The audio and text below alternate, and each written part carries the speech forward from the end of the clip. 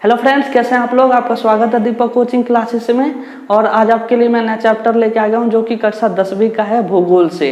भूगोल का पहला चैप्टर ये संसाधन और विकास। तो संसाधन और विकास को आज हम जो चैप्टर पढ़ने वाले हैं उसको समझने की कोशिश करेंगे। और मैं आशा करता हूँ ये वीडियो आपको अच्छा लगे, और आपको अच्छा लगे तो लाइक और शेयर जरूर करें अपने दोस्तों को।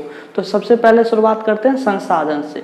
तो संसाधन आप लोग भी जानते होंगे, कुछ मैं आपको परिभाषा बता देता हूँ। तो संसाधन क्या होता है? हमारे पर्यावरण में उपलब्ध प्रत्येक वस्तु, मतलब जो भी हमारे यहाँ हमारे पर्यावरण में प्रत्येक वस्तु पाई जाती है और वो हमारे जरूरतों को पूरा करने के लिए की जाती है, मतलब जो हमारे जरूरतों को पूरा करने के लिए की जाती है वही संसाधन कहलाता है। जैसे कि पेट्रोल और कोयला, ये हमारे क्या करते हैं? जरूरतों को पूरा करते हैं। जैसे कि पेट्रोल, हमें कहीं जाना हो, कहीं दूर यात्रा करना हो तो हम वाहन का उपयोग करेंगे। तो उस वाहन को चलाने के लिए जो उसका चालक होता है वो क्या उपयोग करेगा? पेट्रोल का उपयोग करेगा। तो यही संसाधन है जो हमारे जरूरतों को पूर्ण करती है। दूसरा मैंने बताया आपको कोयला। कोयला भी एक तरह का संसाधन है जो कि हमें प्रकृति रूप से मिलता है, जो मानवीय तौर पे नहीं बनाया जाता। ये क्या मिलता है? हमें प्रकृति रूप से मिला हुआ है और इसका हम उपयोग करते हैं। तो ये संसाधन आप आसानी से समझ गए होंगे। नेक्स्ट पढ़ते हैं संसाधनों के प्रकार, मतलब कि संसाधनों को कितने वर्गों में बांटा गया है उसको हम समझने की कोशिश करेंगे। तो ये आपको बहुत इंपॉर्टेंट है, क्वेश्चन आता रहता है हमेशा ही चैप्टर से। तो संसाधनों के प्रकार, तो सबसे पहला जो है उत्पत्ति के आधार पर हम पढ़ेंगे। तो उत्पत्ति के आधार पर कहा गया है कि जैव संसाधन। जैव संसाधन मतलब कि जीवित प्राणी से जो हमें प्राप्त होती है, मतलब इन संसाधनों की प्राप्ति किससे होती है? हमें जीवों से। जैसे कि पेड़ पौधे हो गए, जीव जंतु हो गए। तो पेड़ पौधों से हमें क्या क्या मिलता है? जैसे कि फल मिलता है हमें। तो ये क्या है? जीवित प्राणी है, ये सांस लेती है और ये क्या है? प्रकृति रूप से है। तो ये जैव संसाधन, जो जीवित संसाधन को, मतलब जो जीवित प्राणी है उसको जैव संसाधन कहा गया है। सेकंड है अजैव संसाधन। ये वह संसाधन होते हैं जो निर्जीव वस्तुओं से बने होते हैं। जैसे कि एग्जाम्पल के तौर पर हम ले, मिट्टी हो गया, ये क्या है? निर्जीव है। दूसरी बात हम लेंगे क्या चीज? कि हवा हो गया। और इसमें क्या दिया गया? चट्टाने। चट्टाने क्या होती है? प्रकृति रूप से, लेकिन ये क्या है? निर्जीव वस्तुएं होती है। धातुएं हो गए, जैसे गोल्ड हो गया, सिल्वर हो गया, ये सब क्या है? धातुएं होती है जो कि निर्जीव होती है। तो ये जैव और अजैव संसाधन जो है क्या है? उत्पत्ति के आधार पे होता है।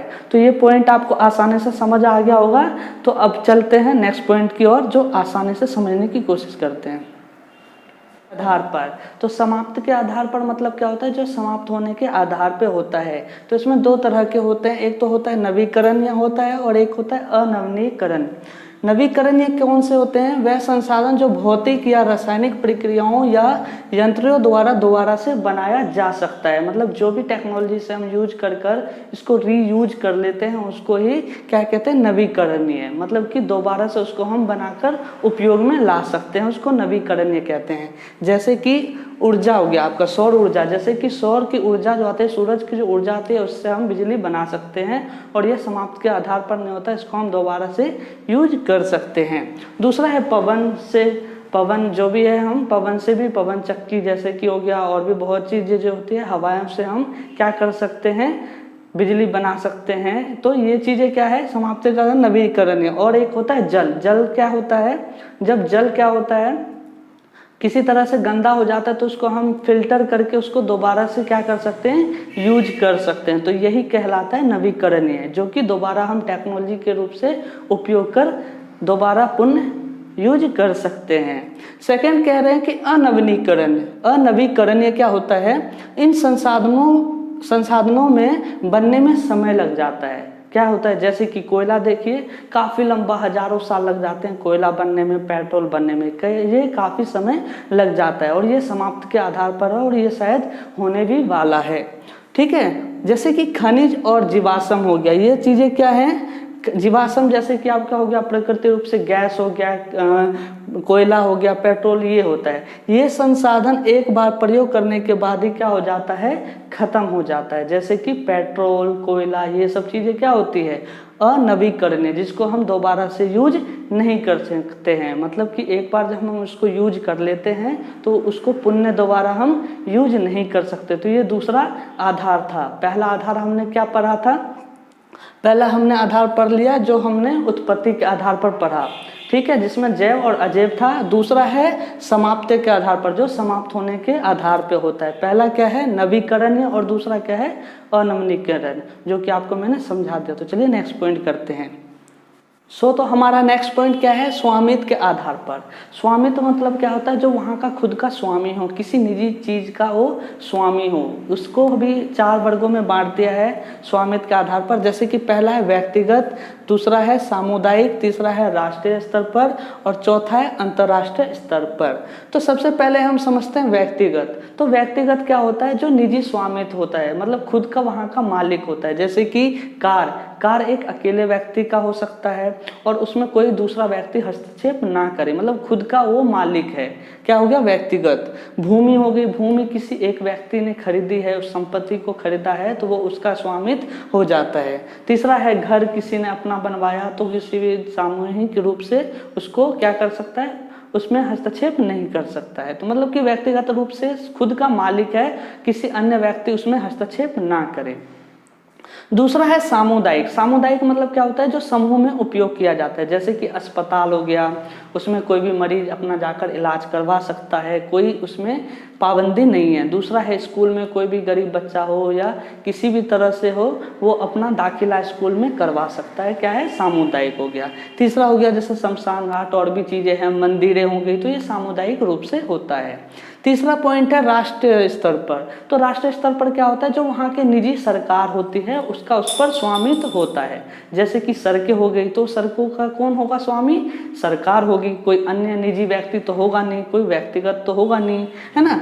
तो किसी व्यक्तिगत तौर पे ना होकर ये क्या होता है, वहाँ की जो निजी सरकार होती है वो वहाँ का स्वामित्व होता है। जैसे कि सड़कें हो गई, नहरें हो गई, रेल वाहन हो गए, और खनिज पदार्थ जैसे कि वो वहाँ की सरकार उसका उपयोग करती है। फोर्थ पॉइंट, लास्ट पॉइंट है, जो कि अंतर्राष्ट्रीय स्तर पर होता है। जैसे कि महासागर।